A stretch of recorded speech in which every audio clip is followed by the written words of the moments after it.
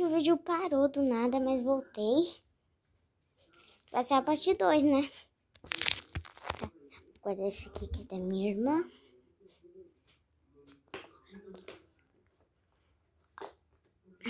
Olha os desenhos dela. Tesoura da cozinha, mas eu vou devolver pra colocar aqui.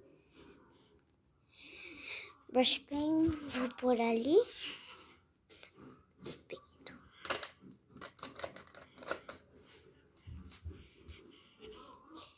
Cola. Eita, nós. Peraí.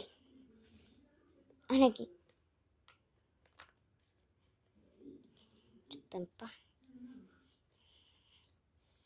Pronto. Vou colocar no meu armário.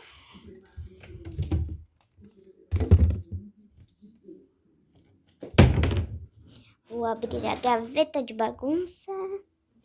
Aqui, opa, aqui a régua brilhante.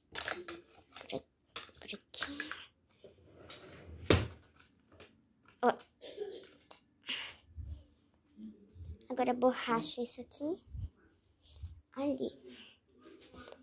Aqui.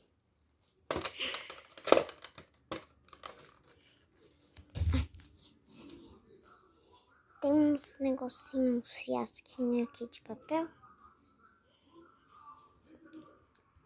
E é isso, agora eu vou arrumar minha cama com vocês.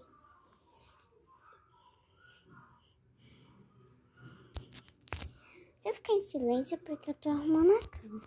Meu fone eu vou usar daqui a pouco. Meu cogumelinho. Tem roupa aqui. Tem roupa aqui, gente. Vou Vou dobrar em 3, 2, 1. Uou! Agora vou abrir as gavetas. E aqui. Pegar.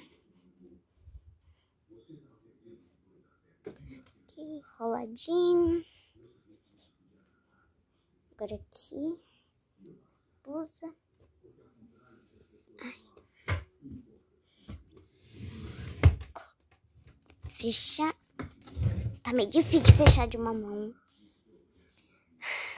Agora eu vou arrumar o resto da minha cama em uma transição no cogumelo. Já arrumei minha cama. Agora, um balão. Agora eu vou jogar isso aqui no lixo. Isso aqui vai desaparecer em 1, 2, 3 e... Pronto! Tchau!